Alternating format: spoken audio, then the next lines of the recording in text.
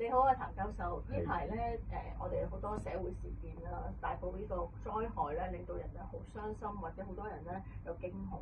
咁我哋用手針療法咧，有咩方法可以幫助到大家自己或者幫家人一個舒緩情緒嘅方法？係呢件事梗係令到大家都好唔開心，亦都好震驚。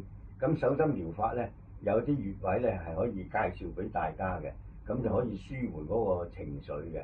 咁呢個情緒嗰方面咧，我哋最主要就係梗係個心神啦。咁而家同大家分享幾個穴位。嗱，而家同大家分享一啲穴位可以舒緩我哋嘅情緒嘅。嗱，第一個穴位就係我哋呢個手腕橫紋內側呢個第四尾指同第四隻手指之間嘅一條直線上，呢個就係叫做神門穴。第二個叫做陰隙，就係隔0.5寸。第三個穴位就係叫做通理，又係0.5。第四個再上0.5就係叫做靈道，簡稱叫做神陰通靈。咁第二個穴位介紹咧，我哋咧就係叫做內關穴。內關穴點位啊？就係我哋嘅心包經三橫指，因為我高過佢呢一度就係內關。第三個穴位就係我哋嘅肺經大拇指對落呢個，我哋平時好似中醫把脈咁，一撳落去凹呢個位，呢個咧就係叫做太淵穴。然之後斜少少上呢個位就係叫做列缺。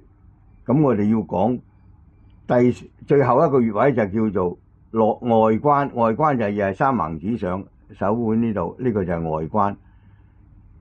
咁嗰啲穴位乜嘢好呢？同大家分享，我哋用呢個心經，即係心神啦，神門梗係有個神字，你都知道啦嚇，梗係一定會俾我哋定安定，因為佢屬於心經，定我哋嘅心神。第二個穴位陰隙。第三個穴位通理，通理即係通去我哋嘅本身臟腑裏邊啦，個絡穴嚟嘅。第四個就靈道，靈道都講我哋講明要平復我哋嘅心神，所以我哋選擇心經嘅神陰通靈呢幾個穴位啦。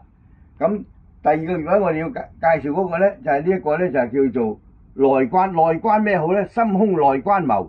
所以我哋凡係我哋喺嗰個中焦以上，即係心肺以上嘅一個內關穴咧，都可以幫我哋舒緩。咁當然包括情緒啦。咁用一條經絡就係呢個，就係我哋個肺經。心肺功能如果好，咁我哋梗係可以安神啦。呢個叫太淵穴。太淵穴第二個就係叫做列缺。列缺就係我哋任督二脈任脈嘅交匯穴，都係非常之好嘅。最後介紹呢個就外關，有內就必有外。頭先嗰個內關，呢個就外關。咁嘢就呢個外關就係通我哋嗰個三焦經。咁三焦經咧就係我哋人體五臟六腑通，會對於安定心神好好。咁手法點樣咧？就同大家分享一下。嗱，我哋咁樣用嘅手指點落去又得，我哋咁樣點捽又得點捽又得，點捽又得，甚至乎拍最簡單，咁樣拍幾耐啊？1-2分鐘就得噶啦。係咁用少少暗勁，用少少力咁樣拍呢個外關嘅拍，或者我哋點咁樣又得，拍又得。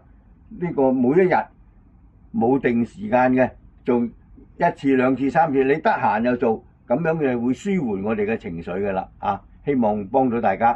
好多謝教授。好。